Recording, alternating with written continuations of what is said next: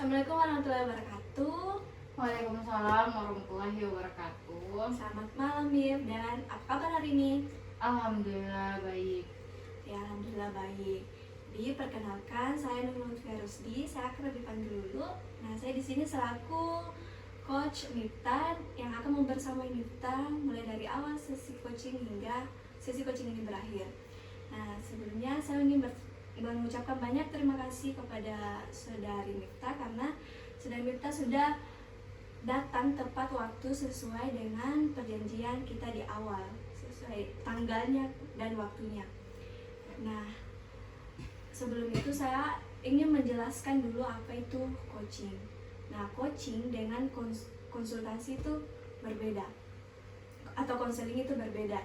Nah, coaching di sini itu kita sejajarnya antara coach dengan coach itu sama rata.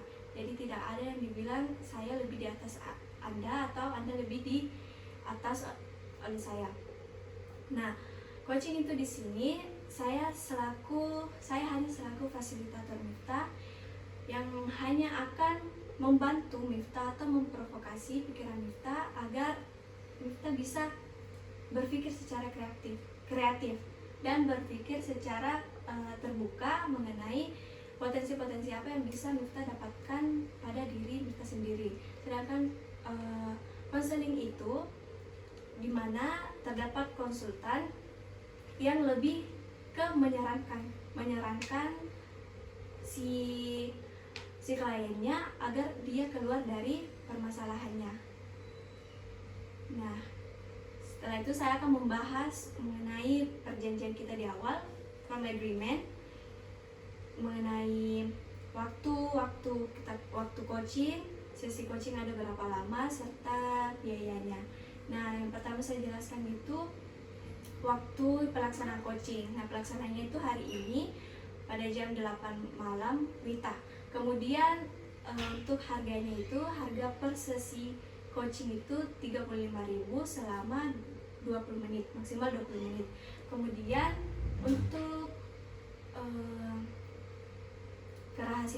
kerahasiaan data yang sebentar Miftah akan katakan sama saya itu saya akan jamin kerahasiaannya, karena habis ini after kita melakukan proses coaching ini saya akan langsung memusnahkan data tersebut. Oke, ada yang ingin ditanyakan? Mungkin cukup jelas yang tertera di agreementnya.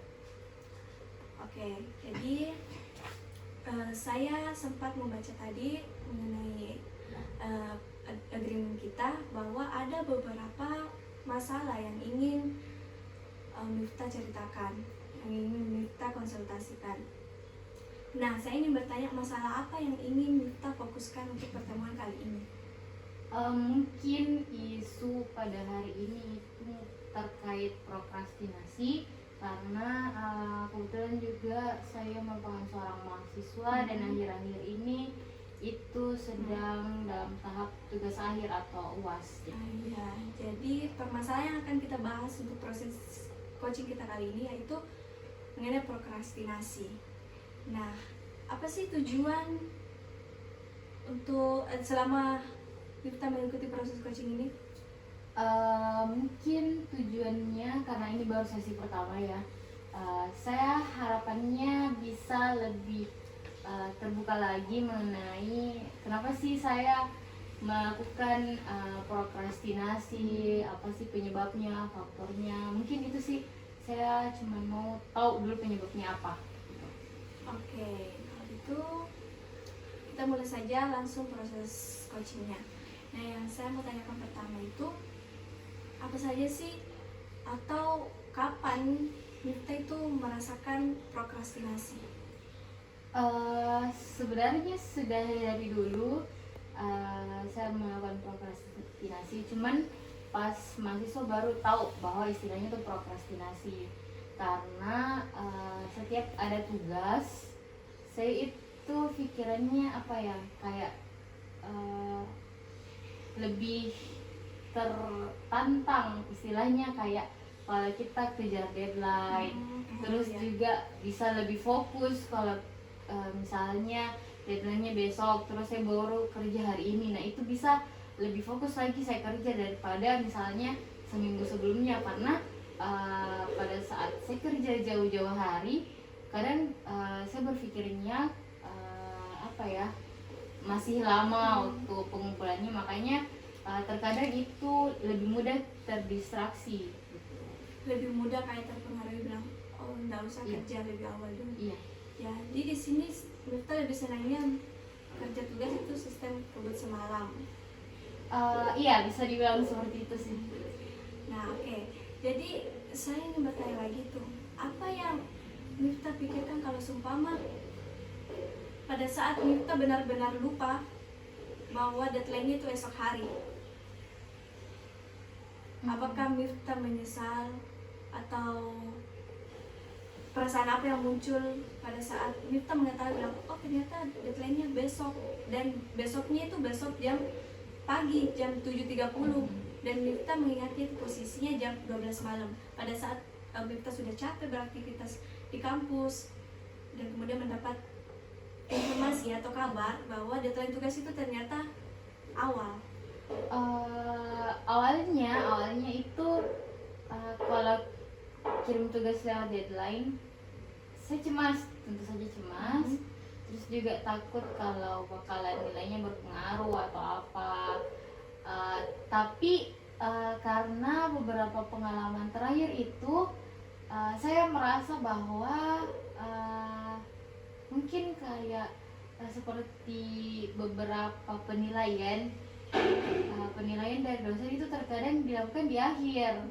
Terus terkadang juga ada saya dengar dari kakak tingkat bilang tugasnya itu yang penting dikumpul, bakalan ada nilainya. Makanya saya kayak makin kesini tuh terkadang makin ya sudahlah kayak gitu, ya sudahlah biar nggak apa-apa terlambat. Iya. Gitu sih. Tapi awal-awal itu rasa cemas, sampai sekarang terkadang kalau kayak tugas mata kuliah yang penting, yang menurut saya ya, maksudnya peminatan saya itu saya anggap itu penting, pasti ada rasa penyesalan, rasa takut, rasa cemas, ya itu bercampur aduk sih. Tapi saya prokrasnya itu di mata kuliah yang menurut saya itu hanya sebagai apa ya, yang menurut saya itu saya anggap mudah gitu. Beda sama kayak laporan yang banyak itu terkadang saya cicil. Nah pada saat Miftah sudah kayak cemas karena ternyata deadline-nya ini mepet, cemas lah, pokoknya cemas bilang, oh kok saya maunya tadi saya kerjanya sebelum inilah atau jauh-jauh hari sebelum ini. Nah apakah setelah muncul kecemasan tersebut, apakah Miftah ini mau melakukan perilaku prokrasi itu lagi atau bagaimana? Sebenarnya sudah pernah saya rasa sesal, terus ada perasaan tidak ingin prokrastinasi lagi gitu kan. Tapi terkadang karena mungkin aktivitas lain, apalagi sekarang juga lagi aktif di kepanitiaan, saya itu lebih pasrah. Seperti kalau misalnya kayak ya kalau rezeki nggak kemana, walaupun saya tahu juga pasti harus ada usaha, ada effort yang saya lakukan, tapi saya terkadang akhir-akhir ini tuh lebih cenderung pasrah sih. Kayak kalau udah deadline ya udah, mau diapain lagi gitu. Oke, saya ingin bertanya lagi. Kalau seumpama Miftah dihadapkan dua pilihan, mau tetap jadi Miftah yang prokrastinasi atau keluar dari zona prokrastinasi ini? Pastinya keluar dari zona prokrastinasi. Ya. Nah, strategi apa yang Miftah sempat pikirkan atau sempat terlintas di pikiran Miftah untuk bisa keluar dari prokrastinasi ini? Yang pertama mungkin saya awal-awal masuk semester ini, saya tuh ngelis tugas sama deadline-nya itu tanggal berapa, terus jam berapa. Itu menghindari dan mengurangi tingkat prokras saya. Tapi itu hanya berlangsung sebulan 2 bulan. Nah, pada saat aktif kepanitiaan itu sudah tidak saya lakukan lagi langkah-langkah, maksudnya strategi yang sudah saya lakukan di awal tadi, karena saya belum bisa manage waktu dengan baik sih. Oh ya, jadi belum bisa manage waktu dengan baik, jadi belum bisa terlalu keluar dari sifat prokrasnya. Nah, kalau seperti itu, apa sih yang kayak Miftah? Maksudnya Miftah nggak berpikir seperti kalau seumpama saya tetap prokras, nanti jadinya ini bakal seperti ini. Maksudnya pernah nggak terlintas di pikiran Miftah kalau Miftah terus prokras bakal seperti apa? Pernah sih, sering karena saya pernah dapat nilai di salah satu mata kuliah itu kurang baik, karena saya sadar juga karena saya menunda tugas, terus kurang effort juga di mata kuliah itu. Misal pasti ada rasa misalnya, tapi itu lagi terulang lagi prokrasnya. Jadi sebenarnya sudah cukup sudah cukup berusaha untuk mengurangi itu, sudah cukup refleksi juga ke diri sendiri, kenapa sih selalu lakukan ini, tapi lagi dan lagi selalu terulang. Oke. Nah, pernah nggak Miftah kayak memikirkan, dia bilang di suatu saat nanti kalau Miftah sudah ada di zona kerja, maksudnya sudah ada di lingkup pekerjaan, Miftah nggak pernah mikir bahwa kalau seumpama Miftah terus berada di zona prokrastinasi ini bakal jadi seperti apa? Karena ini kan sudah naik tingkat lah ceritanya, sudah di dunia pekerjaan. Nah, pernah nggak Miftah berpikir kalau saya nggak keluar nanti jadinya saya bakal gimana? Sebenarnya saya sudah dapatkan itu kemarin di kepanitiaan yang saya ikuti. Jadi saya sempat menunda beberapa job desk, dan akhirnya ya memang hasilnya itu tidak maksimal. Terus saya sadar juga bahwa kemarin itu jabatan saya yang saya pegang itu kurang maksimal, karena ya itu tadi saya prokras. Karena kan prokras ini dalam hidup saya itu bukan hanya penyelesaian tugas, tapi juga kayak apa yang mau saya kerjakan. Saya mau keluar sama teman-teman, kadang itu saya tahu keluarnya itu jam 10 misalnya, tapi saya tetap prepare jam setengah 10, jam 9 lewat, padahal kan harusnya sudah menyetrika baju dan lain-lain, tapi saya itu betul-betul prepare. Kalau bukan 1 jam sebelum, pasti 30 menit sebelum, dan selalu dimarahi juga. Kenapa sih selalu dimarahi sama orang tua, kenapa harus selalu buru-buru, kenapa tidak prepare dari awal. Dan saya sadar ternyata prokras itu sudah bukan hanya di mata kuliah, tapi ternyata juga sudah teraplikasikan di seluruh aktivitas kehidupan saya. Nah, seberapa mengganggu sih itu prokras di kehidupan sehari-harinya? Seberapa, kalau rating 1 sampai 5 mungkin 4. Berarti nggak terbilang mengganggu. 1 itu paling rendah, terus 5 itu tinggi. Sampai 5. Iya. Oh ya. Tinggi 4 berarti mengganggu. Nah, kalau Miftah ingin turun agar Miftah dapat ke tingkat ketiga, kedua, bahkan ke-1, Miftah pernah nggak memikirkan cara apa yang Miftah harus lakukan untuk bisa turun dari rating ke-4 itu menjadi 3, kemudian perlahan ke-2, kemudian ke-1?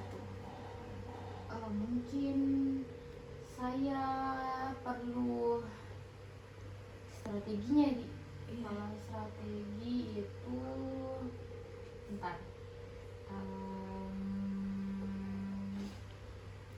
kemarin itu sempat saya coba untuk membuat list, tapi ternyata cukup efektif, tapi tidak begitu berpengaruh sama saya. Terus saya juga pernah coba untuk menyingkirkan HP pada saat kerja tugas. Pernah menyingkirkan HP pada saat kerja tugas, tapi itu juga bisa dibilang cukup efektif tapi tidak begitu berpengaruh karena setiap saya nonaktifkan handphone, pernah satu kali itu saya nugas terus saya nonaktifkan handphone, saya melewatkan informasi penting, makanya sampai sekarang itu saya takut untuk nonaktifkan itu HP. Nah itu, terus langkah selanjutnya strategi lainnya itu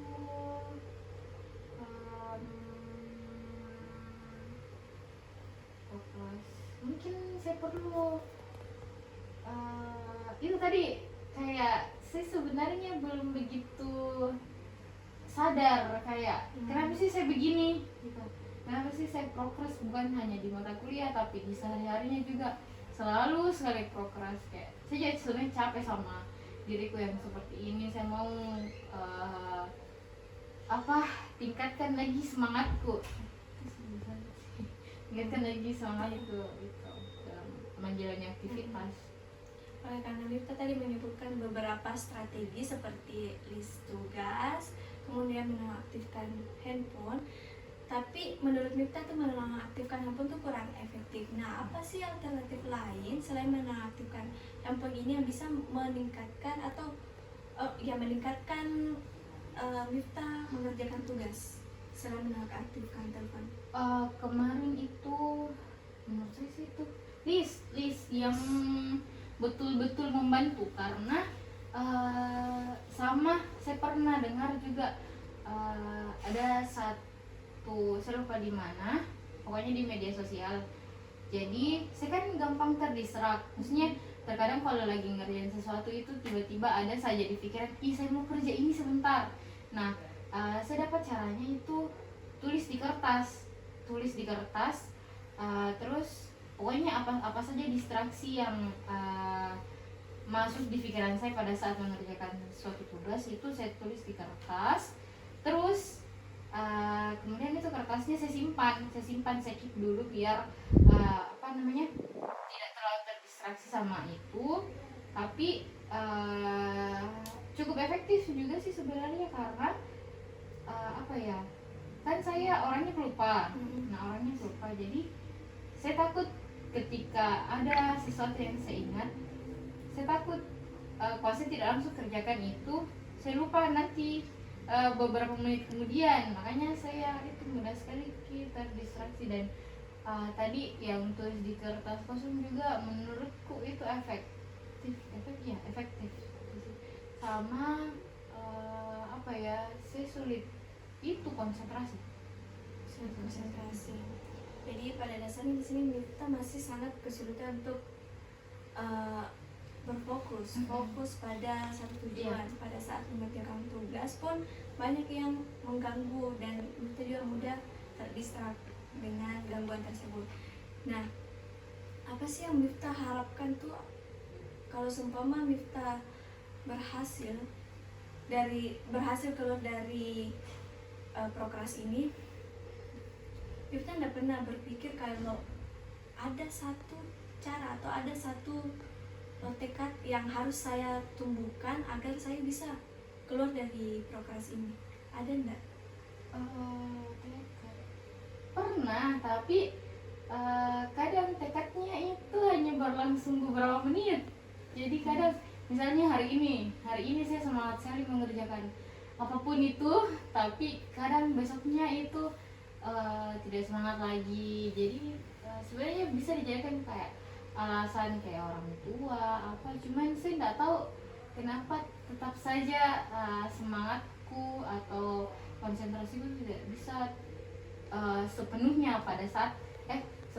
tertuju pada apa yang saya kerjakan pada saat itu. Nah, kalau kita kembali pada strategi, dari beberapa strategi tadi itu, mana strategi yang paling Miftah fokuskan atau paling Miftah sukai atau yang paling efektif lah untuk Miftah agar tidak prokras lagi? Mana di antara strategi itu? Kalau saya sih yang saat ini list Lis. Lis. Nah, Lis, kalau seumpama Miftah eh, melewatkan tugas yang ada di list tersebut, apa yang bisa Miftah berikan seperti kayak hukuman bagi Miftah sendiri jika Miftah melewatkan salah satu tugas yang ada di list tersebut? Nggak terpikirkan, belum terpikirkan sih. Belum terpikirkan. Baru juga, maksudnya saya baru juga ngeh gitu kan, saya buat list tapi terkadang kalau lewat itu ya saya biarkan sih, maksudnya saya biarkan list itu lewat, terus nanti saya bilang nanti deh saya kerjakan, nggak apa-apa saya kerjakan ini dulu gitu, tapi saya baru terpikirkan terkait itu hukuman gitu. Kira-kira apa? Mungkin hukumannya tidak bermain handphone mungkin, atau mengurangi jatah scrolling saya.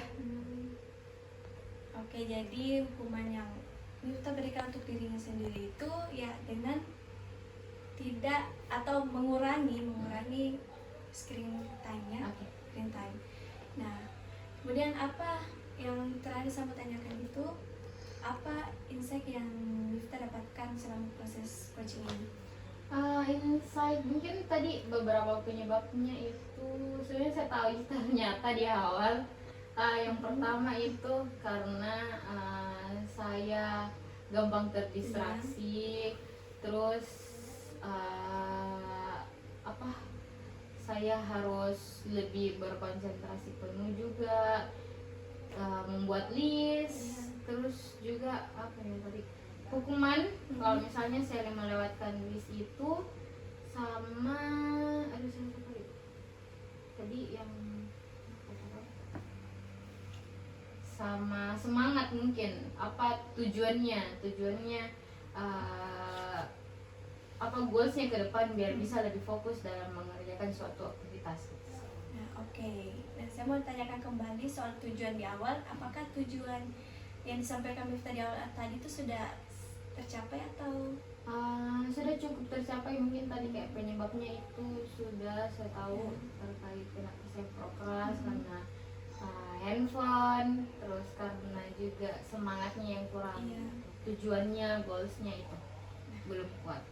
Oke, karena jawaban sudah Miftah temukan sendiri, sudah Miftah temukan pada diri Miftah sendiri itu, maka saya anggap proses coaching ini sudah selesai dan tidak ada pertemuan selanjutnya. Nah, saya berharap semoga tadi strategi-strategi yang Miftah telah rancang bisa Miftah laksanakan, dan semoga kalau seumpama ada terlewatkan, Miftah memberi hukuman pada diri Miftah sendiri. Sebagai itu hukuman hanya sebagai reminder saja untuk diri Miftah sendiri untuk menjadi tidak prokras lagi. Nah, oke, karena sesi coaching kita juga sudah selesai, maka saya ucapkan terima kasih. Terima kasih sudah datang ke saya dan mempercayai saya sebagai coach. Kita bertemu di lain waktu. Kalau seumpama kita ada permasalahan yang ingin dibicarakan lagi, boleh langsung hubungi nomor saya, kita atur jadwal kembali. Oke, terima kasih. Assalamualaikum warahmatullahi wabarakatuh. Waalaikumsalam warahmatullahi wabarakatuh. Terima kasih.